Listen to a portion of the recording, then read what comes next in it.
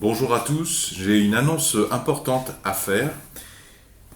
Parmi les plus anciens abonnés de la chaîne YouTube, certains savent que depuis environ 2 ans, je vends une formation automobile. Et il y a un petit groupe très restreint d'entre vous, d'une vingtaine de personnes, qui m'ont acheté cette formation ou qui en ont gagné un exemplaire gratuit dans un jeu organisé par un homologue YouTuber.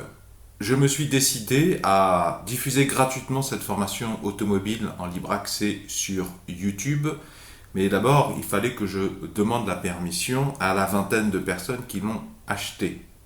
Pour rappel, la formation automobile est essentiellement constituée de 3 choses. Une vidéo de formation d'1h45 dans laquelle je vous montre comment examiner, contrôler pas mal de points sur un véhicule automobile d'occasion. Une deuxième partie qui est constituée d'un livre. Et troisième partie, dans la formation, il y avait des services extrêmement précieux, extrêmement coûteux, les inscrits de ma formation. Je m'engageais à leur communiquer les nouvelles versions de la formation mises à jour gratuitement, sans limite de temps. Je m'engageais à répondre à leurs questions en moins de 24 heures. Et il y avait d'autres garanties accessoires qui, mine de rien, sont très chronophages et très obligeantes pour moi. Donc j'ai contacté les personnes qui m'ont fait l'honneur et la confiance de m'acheter sur leur formation pour leur poser la question, leur demander leur avis. Est-ce que ça vous gêne si je largue la vidéo de formation et uniquement la vidéo de formation sur YouTube gratuitement? Alors pas tout à fait gratuitement parce qu'il y aura probablement quelques publicités. Donc merci beaucoup à ceux qui ont acheté la formation et qui m'ont soutenu dans cette démarche, qui m'ont déjà accueilli très favorablement, qui m'ont donné leur permission et voire même qui m'ont encouragé à le faire. Merci beaucoup à vous, parce que c'est grâce à vous que je vais pouvoir larguer sereinement cette vidéo sur YouTube et en faire profiter un maximum de personnes. Merci beaucoup. La vidéo de formation d'environ 1h45 paraîtra non pas aujourd'hui, mais demain ou après-demain, parce que j'essaie de fournir les sous-titres pour que les malentendants ou les sourds puissent en profiter également, et les sous-titres ont déjà été déterminés, donc je ne veux pas mélanger les deux vidéos. Pour ceux que ça intéresse, je vais répondre à des questions accessoires du genre pourquoi je fais ça, puisque à brûle-pourpoint, c'est pas très intéressant de donner gratuitement quelque chose que je vendais entre 40 et 50 euros selon les périodes promotionnelles. Et ça pourrait en intéresser certains d'entre vous qui connaissent particulièrement le domaine de la mécanique automobile sur YouTube ou d'autres personnes très différentes mais qui ont des compétences et qui envisageraient de faire des formations sur YouTube. Je vais donner des informations assez précises et assez méconnues. Globalement, je préfère larguer cette vidéo gratuitement sur YouTube parce que je trouve ça beaucoup plus rentable, paradoxalement. Là, j'ai mon carnet de vente sous le nez. C'est pas 2019, pardon. La première vente que j'ai faite, c'était en novembre 2018. Donc, vous voyez, même pas 20 ventes depuis novembre 2018.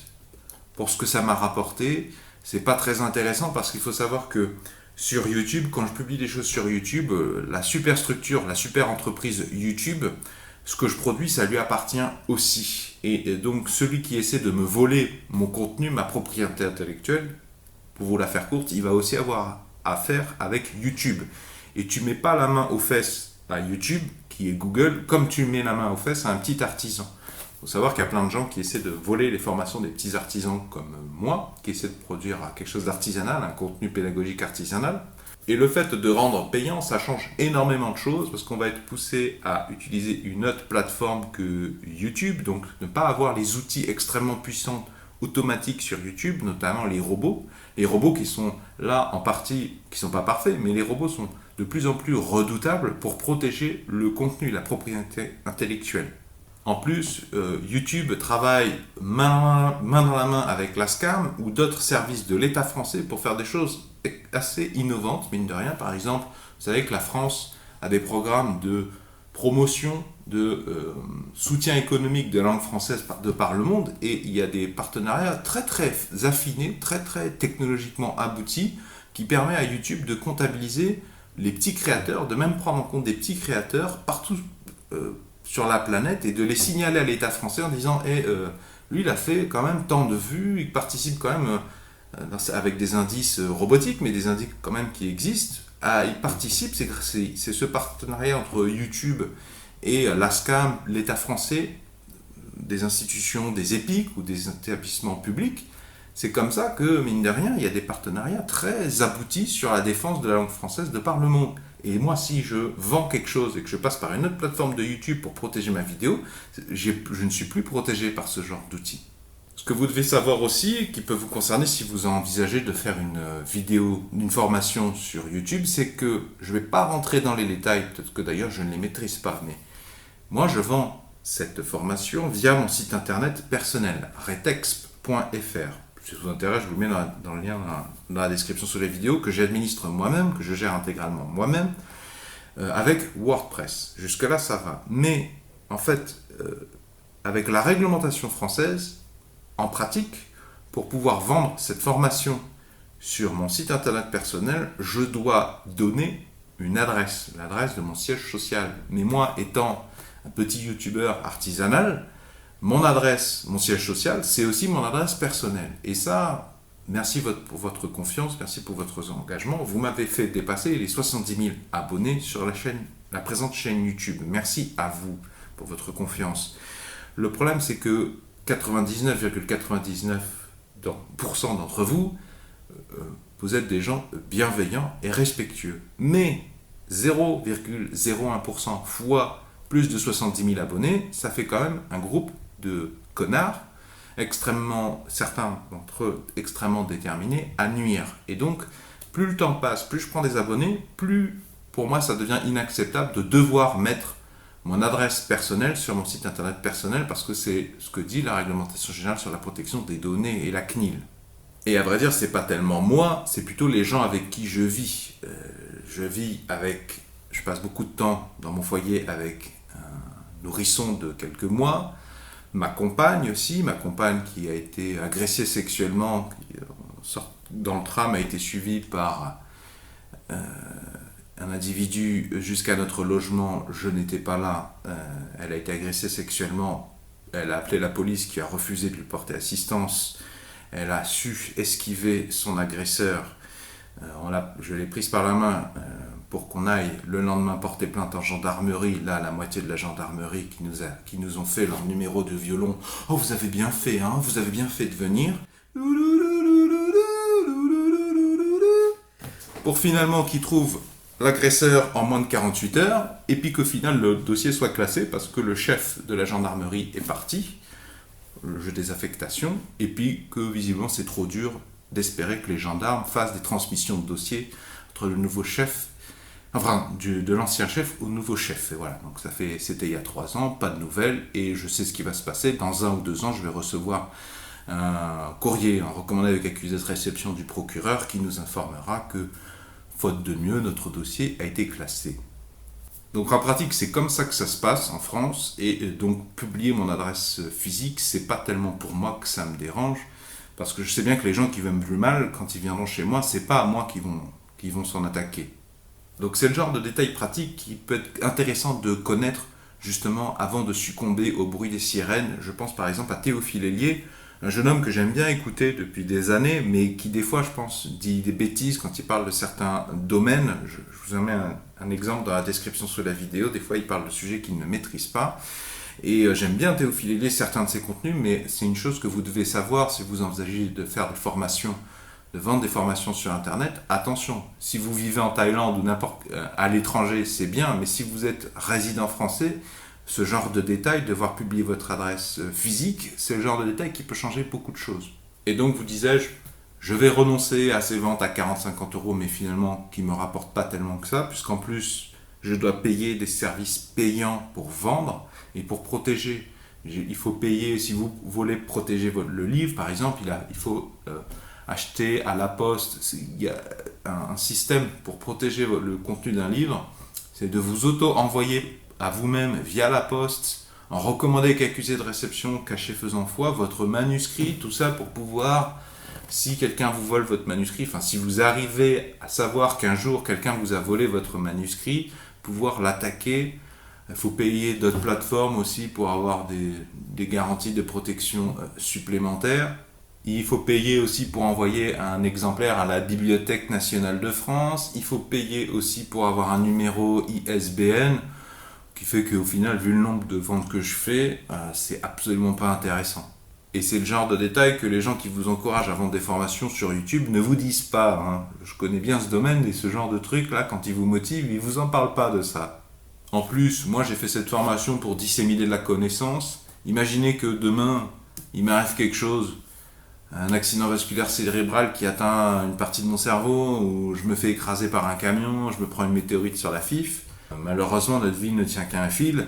Ça serait mieux que je pense que j'anticipe ce genre d'éventualité en publiant par moi-même comme je veux, en effectuant quelques corrections, plutôt que il m'arrive quelque chose et que ce contenu, cette formation soit perdue, cette connaissance, surtout qu'à ce jour, comme je vous dis, c'est une vidéo, je me suis défoncé pour la faire, mine de rien, elle fait plus d'1h45, elle a été vue 200 fois, alors que c'est une vidéo qui peut aider plein de gens d'extraction modeste à se trouver une voiture d'occasion pour moins de 450 euros.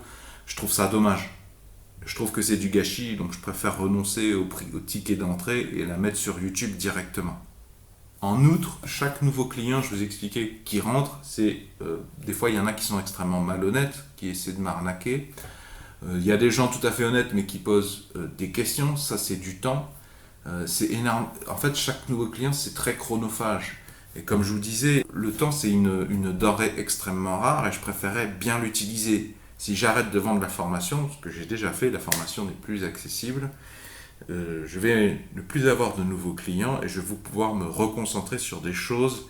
Par exemple, vous avez vu des tutoriels sur la fabrication de robots sur Linux. Je sais que je peux tout à fait publier gratuitement sur YouTube des robots à destination des journalistes pour qu'ils surveillent que, par exemple, au hasard, les préfectures gèrent correctement certaines tâches qui leur incombent, certaines tâches que la République leur a confiées, ou que ces journalistes vérifient grâce à ces robots que ces tâches ne sont pas faites correctement.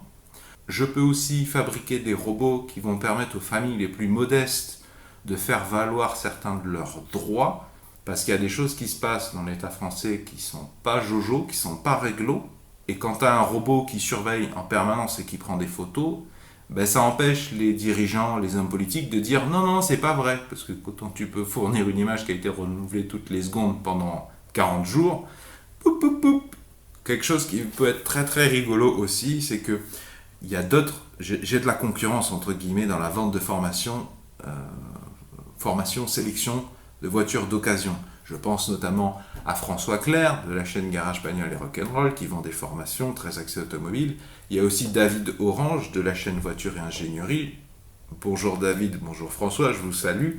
Et du coup, le fait que je balance 1h45 de formation vidéo, je pense que ça peut être intéressant pour tout le monde, pour vous, pour moi aussi, parce que ça va peut-être les obliger mécaniquement à relarguer davantage de contenu gratuit ou à rehausser le niveau de leur formation, je ne sais pas. Ou ça les contraindra peut-être à baisser leur prix, ou à donner beaucoup plus de contenu pour justifier leur prix. Et j'ai une confidence à vous faire, dont j'ai pas trop parlé sur la présente chaîne YouTube. J'ai eu un déclic il y a quelques années, quelques mois, quelques années maintenant. J'ai compris qu'en fait, c'était une excellente chose que Dieu n'existe pas, que l'âme n'existe pas, que le paradis n'existe pas, parce que ça veut dire que nous ne sommes que des machines. Ça veut dire que tous les ingrédients de notre mémoire et de notre conscience se trouvent sur Terre. Et ça veut dire que le vieillissement et la mort ne sont que des problèmes techniques, technologiques. Autrement dit, que si on n'est pas d'accord pour vieillir, voir son état se dégrader, si on n'est pas d'accord pour mourir, nous n'avons pas besoin de demander la permission à un être supérieur qui de toute façon n'existe pas. Nous n'avons pas besoin de nous prendre le chou avec « Ah oui, mais si je préserve mes organes biologiques, est-ce que l'âme, la petite particule d'éther à l'intérieur de moi va survivre ?» Il n'y a pas de problème avec ça, puisque ça n'existe pas. Nous ne sommes que des machines. Or, nous sommes jamais que, je vais donner un exemple comme ça très concret, nous ne sommes jamais que des Twingo extrêmement complexes, mais la bonne nouvelle c'est qu'une Twingo ça peut être immortel, il suffit de changer les organes qui ont besoin d'être changés en temps et en heure. Et du coup j'aimerais dédier le reste de mon existence aussi à ça, à offrir et à avancer dans la lutte contre le vieillissement et la mort, parce que contrairement à ce qui est répandu, la mort est parfaitement évitable et n'a rien d'une fatalité. Est-ce que vous connaissez le film Le Dernier Samouraï? Est-ce que vous voyez la scène dans laquelle le samouraï japonais dit à Tom Cruise, on pourrait passer sa vie à compter toutes les fleurs de ce cerisier, que ce ne serait pas une vie gâchée? Moi, je rétorquerais que on pourrait passer toute sa vie à n'avancer que d'1 centimètre sur le chemin de l'immortalité et de l'invincibilité biologique. Ça ne serait pas une vie gâchée, puisque le but c'est d'en faire profiter gratuitement tout le monde. Moi, je veux que la France, via la sécurité sociale, offre l'immortalité et l'invincibilité gratuitement à tout le monde. J'ai pas envie que ça tombe dans les mains d'une super entreprise américaine, si vous voyez ce que je veux dire. Parce qu'eux, ils seraient bien capables de l'offrir qu'aux riches, eux. Et donc, j'ai pas envie de perdre du temps à faire du service après-vente avec cette formation. Une dernière chose pour conclure, je vous ai dit qu'il y avait une vidéo, un livre et des services. Ces services, ils ne sont plus accessibles, il n'y a que ceux qui font partie de la formation qui y ont droit, puisqu'ils l'ont payé. La vidéo d'1h45, elle va paraître dans les jours à venir sur la chaîne YouTube, la présente chaîne YouTube. Le livre, je le mets sur Amazon. Pour ceux qui veulent me remercier pour la formation vidéo d'1h45, ou pour ceux qui veulent approfondir, parce qu'en le texte, je vais plus en détail, je donne des choses supplémentaires, je donne aussi des liens vers d'autres vidéos dans lesquelles on voit d'autres choses, on approfondit. Si vous voulez approfondir ou me remercier, il vous suffira d'acheter le livre sur Amazon. Amazon me permet de me protéger, moi et mes proches, puisque grâce à Amazon, premièrement, je n'ai pas à mettre mon adresse personnelle sur Internet, nulle part. Deuxièmement, Amazon, ils sont très corrects au niveau de tarification, parce que en fait, ce livre, c'est un e-book. Je ne propose pas cet e-book au format physique, je ne propose que l'e-book. Vous pouvez que télécharger en fait le PDF sur Amazon. Il y a des extraits gratuits que vous pouvez regarder librement. Et Amazon, quand j'ai voulu héberger sur leur plateforme, ils m'ont fait comprendre, voilà, si vous venez sur chez nous, vous baissez votre prix ou maximum 9,99 €. Donc ma formation que je vendais 40-50 €, et là ils me contraignent à la mettre à 9,99 €. Pour vous, c'est extrêmement intéressant. Pour moi, Amazon est aussi très correct, puisque je gagne entre 6 € et 6,50 € par vente. Dans le domaine de l'édition, je trouverais ça, à mon avis, nulle part ailleurs. Surtout qu'Amazon, ils ont fait l'effort de proposer un site internet où un maximum de choses sont automatisées pour que n'importe qui puisse le faire, même si c'est quelqu'un d'extrêmement anxieux socialement ou qui a extrêmement peu de temps libre. Qu'importe votre couleur de peau, qu'importe votre niveau culturel, Amazon a créé ces outils automatiques. J'ai probablement oublié de dire des choses, je vous les mettrai dans la description sous la vidéo pour ceux que ça intéresse le plus. Vive la France, qui est un pays qui a plein de problèmes, mais dans lequel l'accès à la connaissance pointue est gratuite, en grande partie.